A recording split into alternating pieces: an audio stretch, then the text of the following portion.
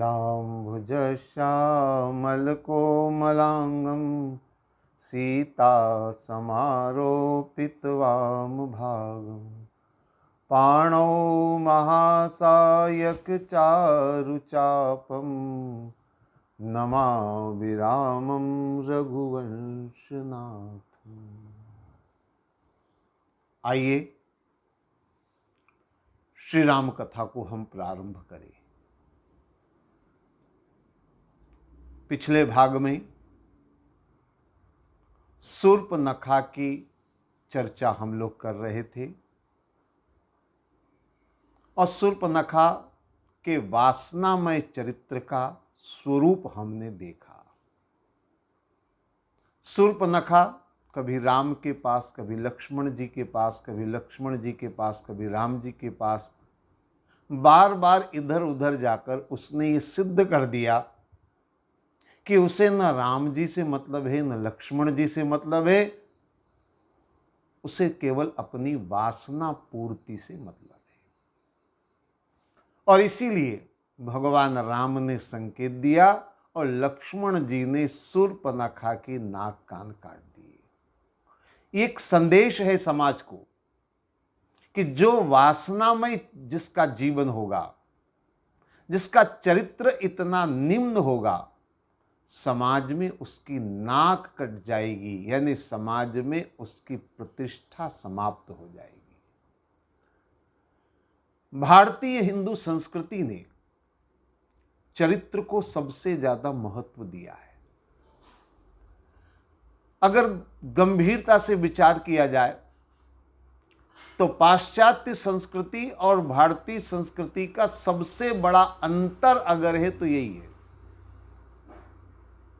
पाश्चात्य संस्कृति ने चरित्र को महत्व नहीं दिया है, वहां चरित्र कुछ होता ही नहीं है।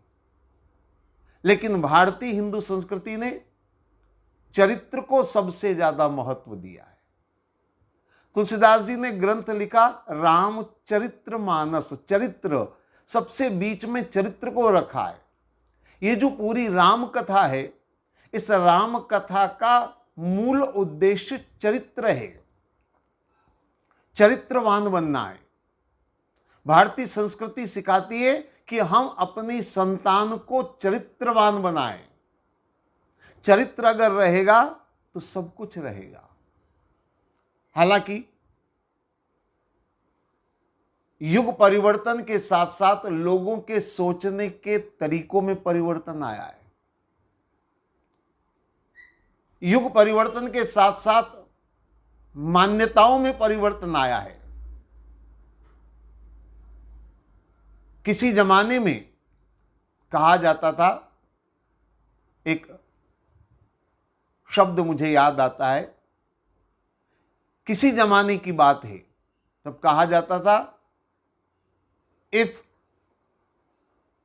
Money is loss nothing is loss, if health is loss something is loss, but if character is loss everything is loss. ये सिद्धांत रहा है। अर्थात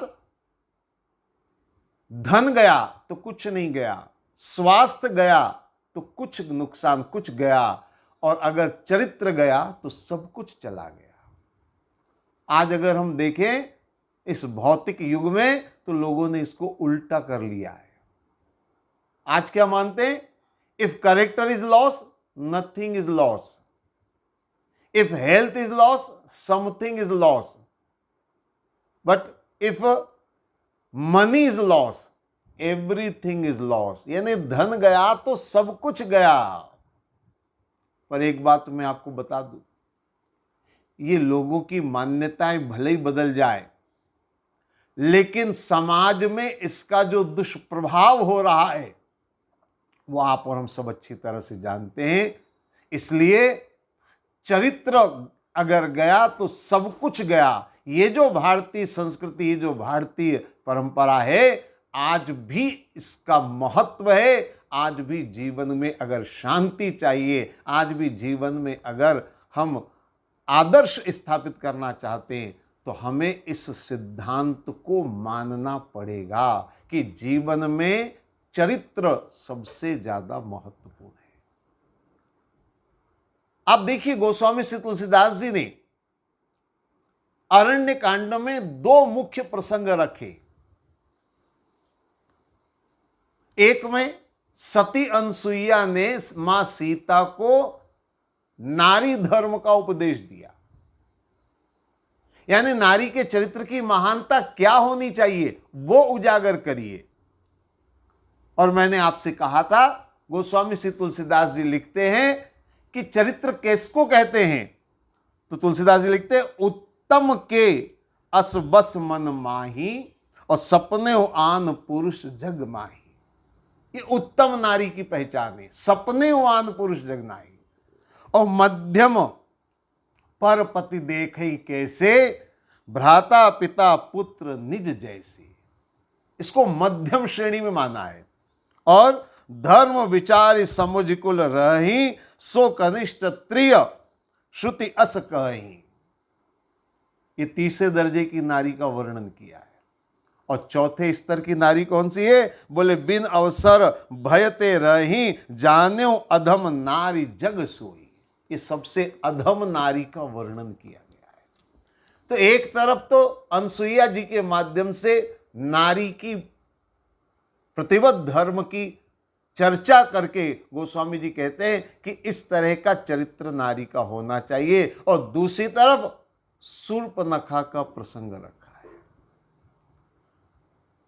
शूर्पणखा के चरित्र के द्वारा तुलसीदास जी कहते हैं कि अगर चरित्र का पतन होगा तो ये दुर्दशा होगी। और केवल शूर्पणखा की नाक नहीं कटी, हम केवल यहीं तक न रुक जाएं, बल्कि पूरे असुर कुल की नाक कटी।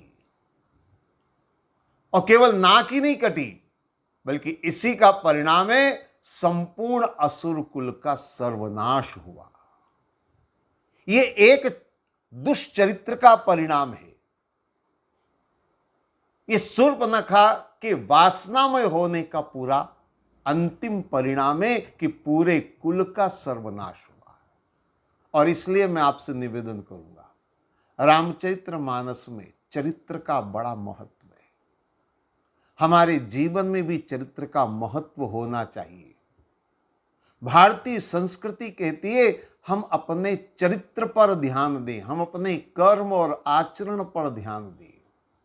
अगर हमारा आचरण श्रेष्ठ है, अगर हमारा चरित्र ठीक है, तो निश्चित मानिए हम धर्म के पथ पर सहज आगे बढ़ सकते हैं।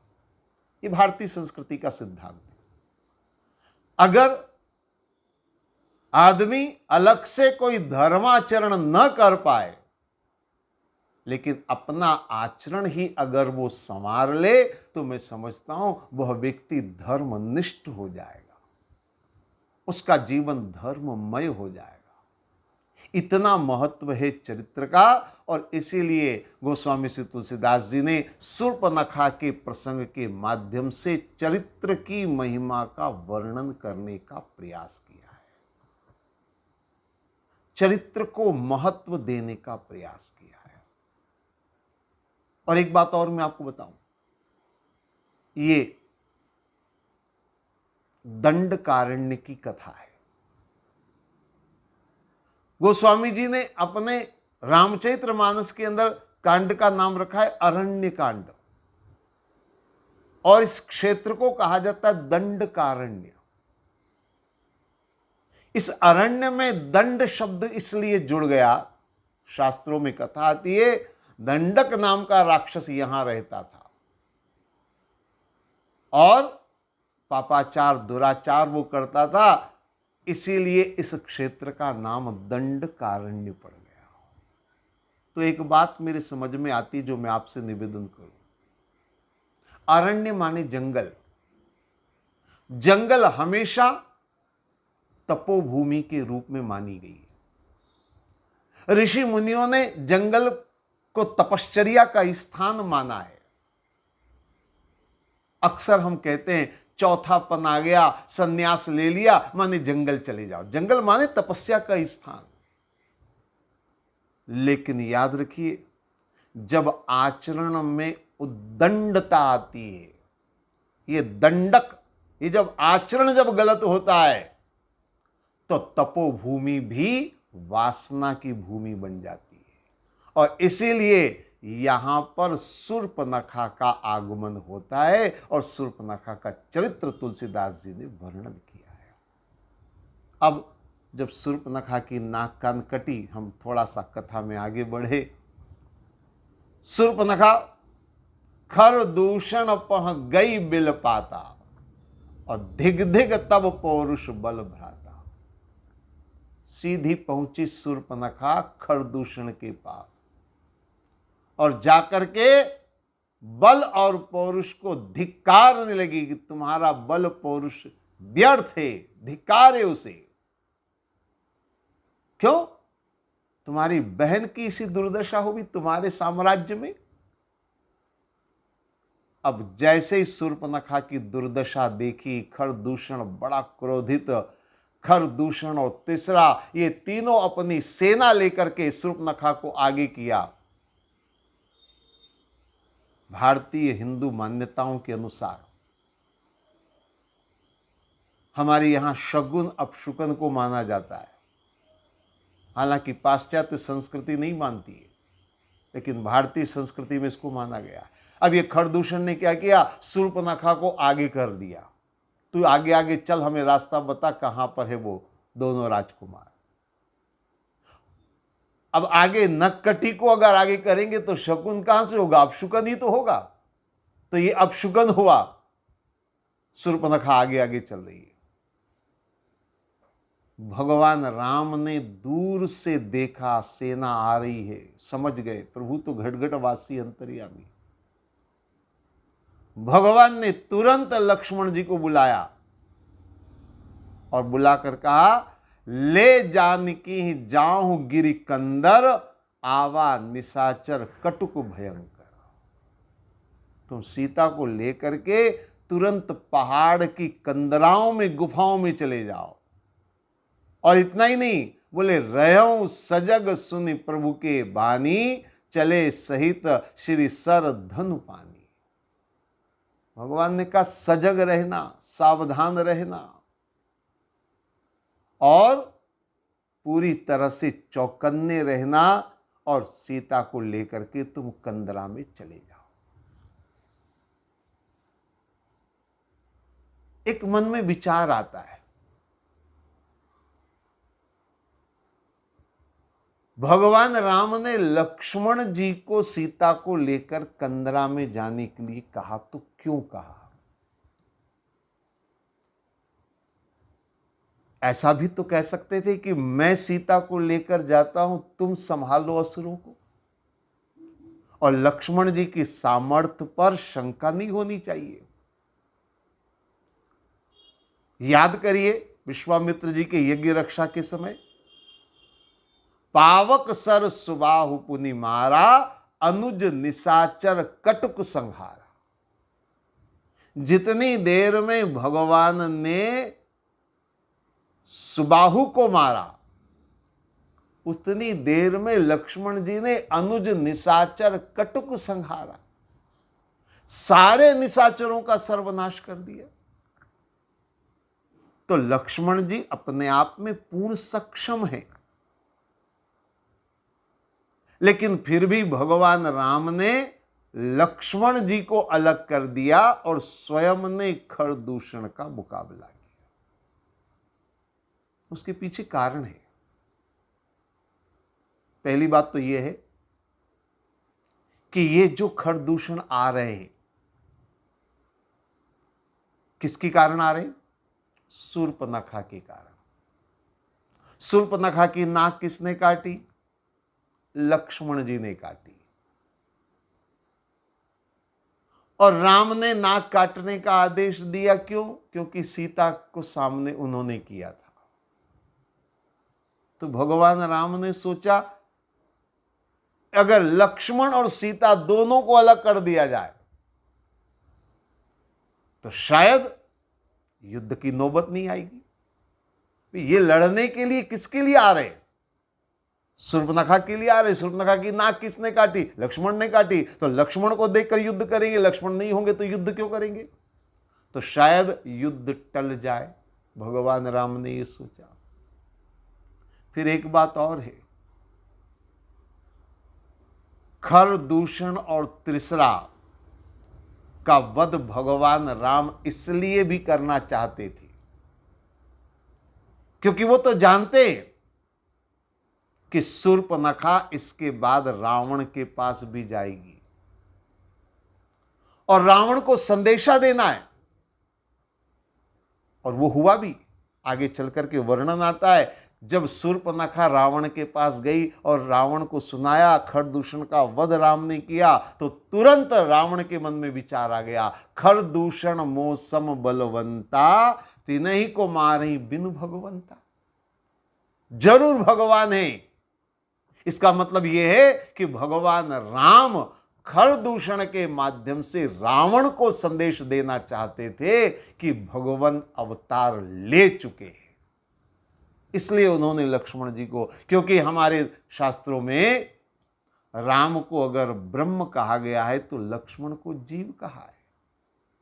इसलिए भगवान ये रावण तक संदेश पहुंचाना चाहते थे कि परब्रह्म का अवतरण हो चुका है।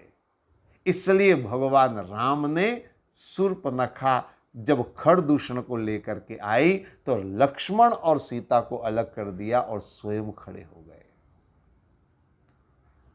अब शूर्पणखा के साथ जब खरदूषण आए और खरदूषण ने जब भगवान राम को देखा, जब भगवान राम की मोहनी मूरत को देखा, तो बस उस रूप को निहारते ही रह गए।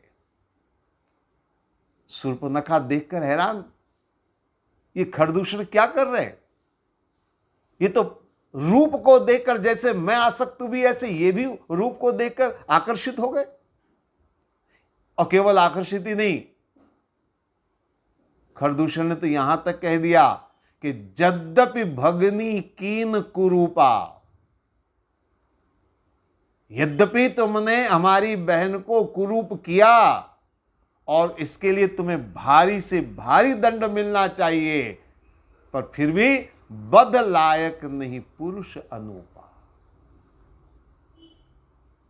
फिर भी तुम्हारा रूप सौंदर्य देख करके मुझे ऐसा लगता है कि तुम वध के लायक नहीं हो, तुम्हारा वध करने का मन नहीं कर रहा है।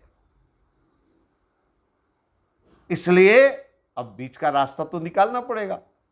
तो खरदूषण ने कहा, ऐसा करो, जिस बात को शूर्पणखा कह रही कि उनके साथ सुंदर नारी है, वो नारी हमें सौंप दो, हम तुम्हें क्षमा कर देंगे, हम युद्ध नहीं करेंगे।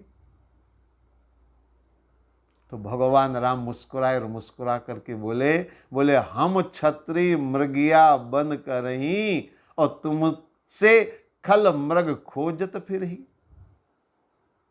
हम तो क्षत्रिय हैं, जंगल में शिकार खेलने आए हैं, और तुम जैसे खल जो मनुष्य कहलाने योग्य नहीं, पशु तुल्य हो, तो पशुओं का ही तो शिकार करना क्षत्रिय का धर्म है, तो हम तो शिकार करने आए हैं, तुम्हारा शिकार करेंगे। और आप सब अच्छी तरह जानते हैं, भगवान राम ने क्षण मात्र में खरदूषण और तीसरा का वध कर दिया। भगवान राम का चरित्र अपने आप में बड़ा अलौकिक, बड़ा अद्भुत चरित्र है। खल, दूषण, इनका वध करके भगवान राम ने संकेत दिया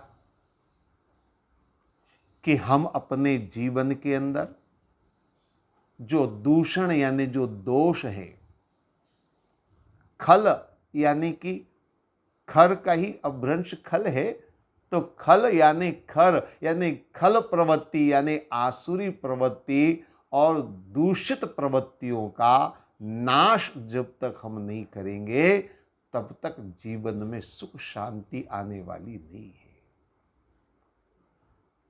तो गोस्वामी श्री तुलसीदास जी के शब्द को अगर हम देखें, एक एक प्रसंग को अगर हम देखें, तो अपने आप में अद्भुत संदेश हमें मिलता है। रामचरितमानस के प्रत्येक शब्द को समझने की आवश्यकता है। अब इसके बाद शूर्पणखा पहुंची रावण के दरबार में, और रावण के दरबार में पहुंचकर जो बात शूर्पणखा ने करी, सुनकर के बड़ा आश्चर्य होता है। आप उनके शब्दों को सुनिए, क्या कह रही है शूर्पणखा।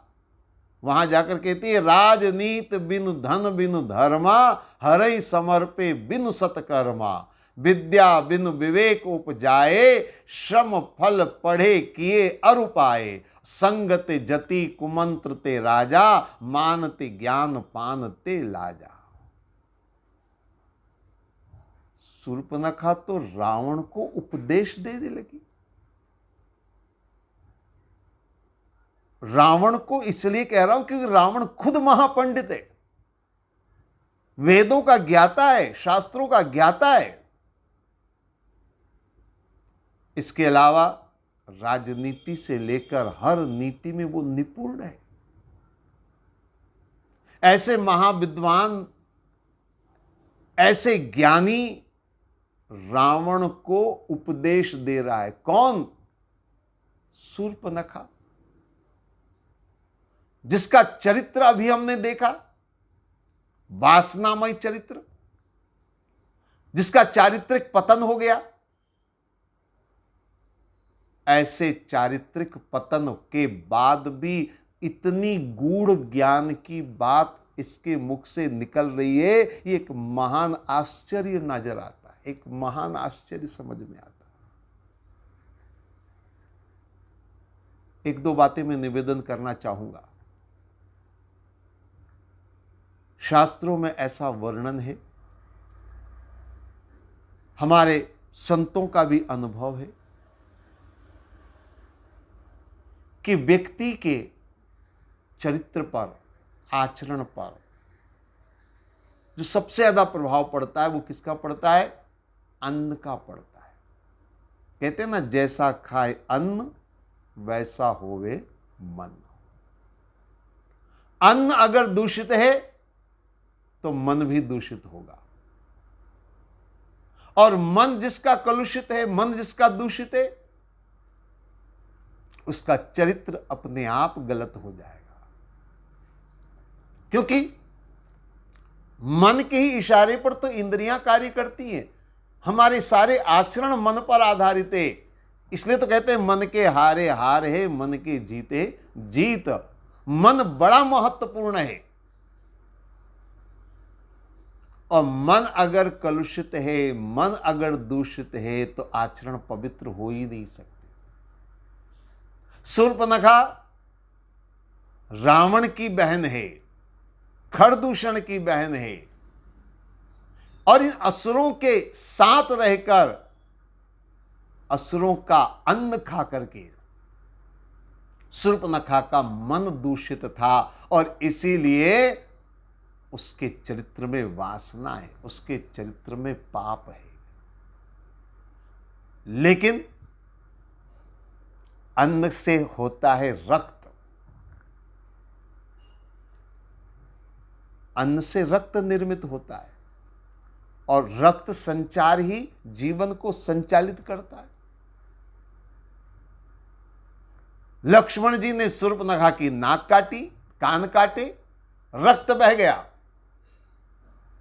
एक तरह से हम कह सकते हैं कि वो सारा दूषित रक्त बह गया, और जब दूषित रक्त बह गया, मन पवित्र हो गया, और मन पवित्र हुआ तो वह ज्ञान देने के अंदर सक्षम हो गई, ज्ञान देने में समर्थ हो गई। उसने रावण जैसे महापंडित को भी ज्ञान देना शुरू कर दिया।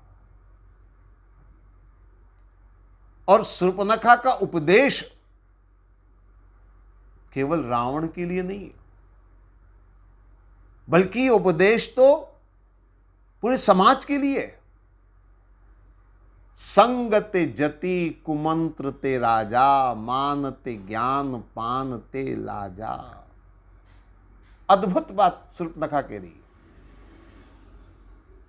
संगति अगर गलत हो तो कोई कितना भी बड़ा जति जितेंद्रिय योगी हो, उसका भी चारित्रिक पतन हो जाएगा। संगते, संगति का असर। गीता में भी कहा गया, ध्यायतो विषयान पुंस संगतेषु उपजायते, संगात संग जायते कामः, कामाद क्रोधो भी जायते, क्रोधात भवति सम्मोहा, सम्मोहात स्मृति विभ्रम, स्मृति भ्रंशात बुद्धिनाशो, बुद्धिनाशात प्रणश्यति। जब संगति गलत होगी तो धीरे धीरे सारे विकार हमारे जीवन में आएंगे। संगात संग जायते कामो, काम उत्पन्न होगा, काम से क्रोध होगा, क्रोध से लोभ होगा, मोह होगा।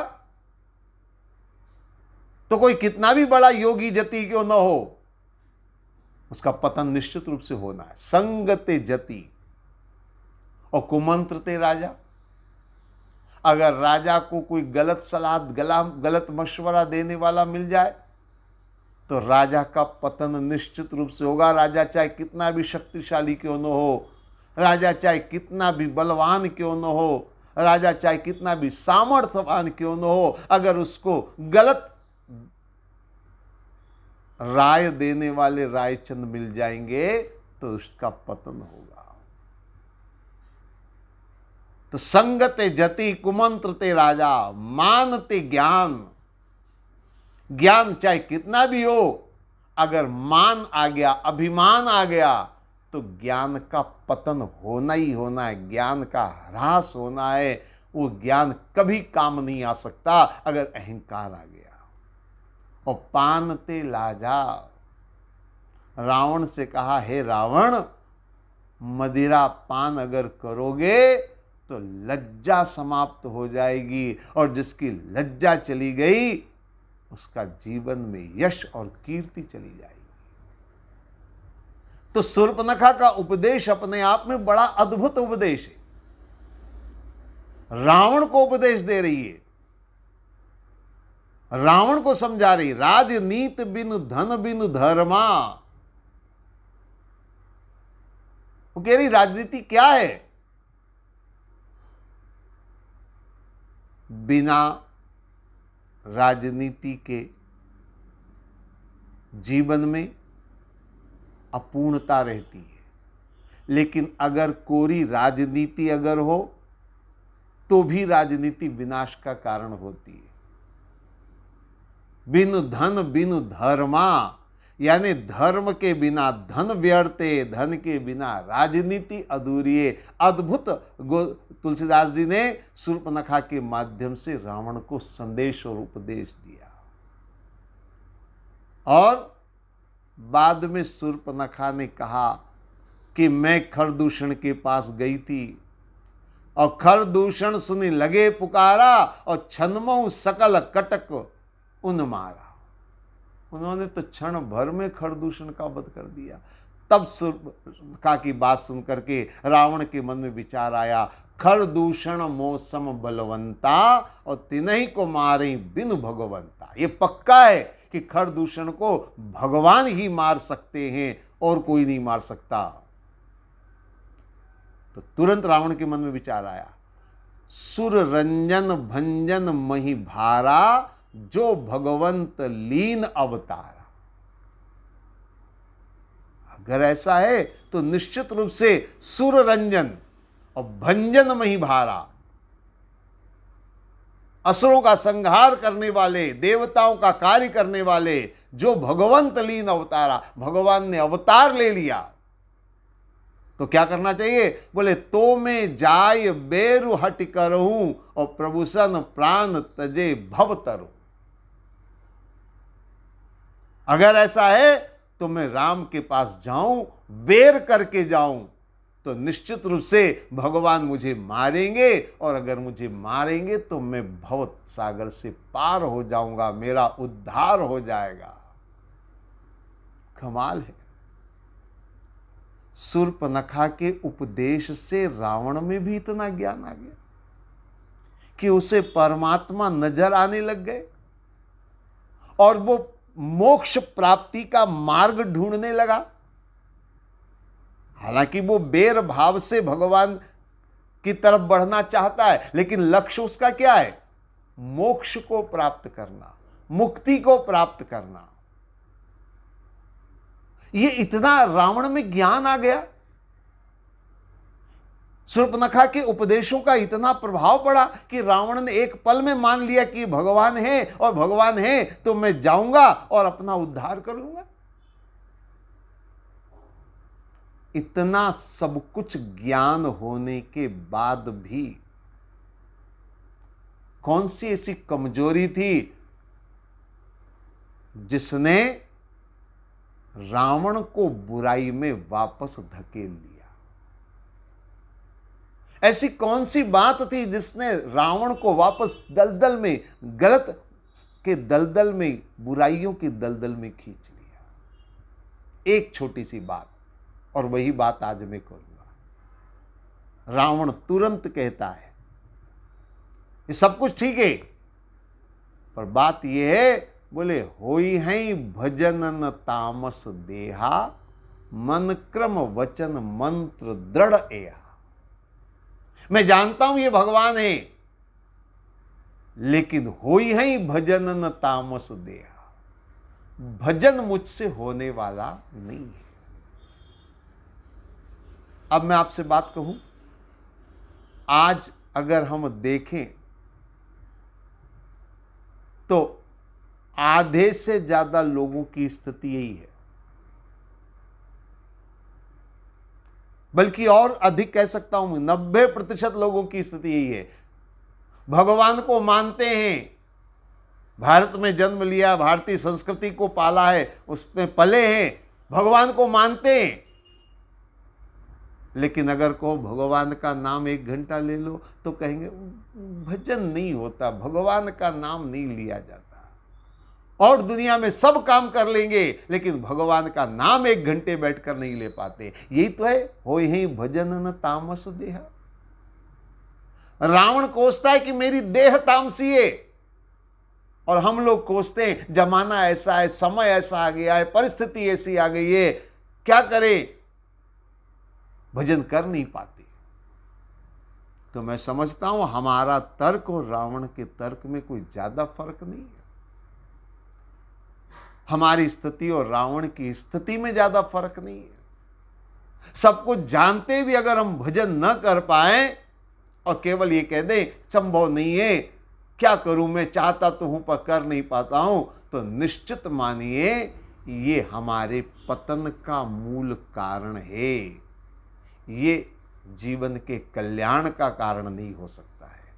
और इसलिए मैं आपसे निवेदन करूंगा कि आप आलस्य और प्रमाद को छोड़ करके आप जीवन के अंदर परम पिता परमेश्वर को अगर वास्तव में अपनाना चाहते हैं तो भगवान का नाम सुमिरन करना होगा, भगवान की भक्ति करनी होगी। और भगवान की भक्ति जब हम करेंगे तो निश्चित रूप से जीवन का कल्याण होगा। शूर्पणखा का ये प्रसंग अपने आप में बड़ा अलौकिक और बड़ा अद्भुत प्रसंग है। बातें बहुत सारी हैं, लेकिन हम इसकी चर्चा और आगे करेंगे। आज इतना ही। ओम सर्वे भवन्तु सुखिनः, सर्वे सन्तु निरामया, सर्वे भद्राणि पश्यन्तु, मा कश्चित् दुःख भाग् भवेत्। ओम शांति शांति शांति।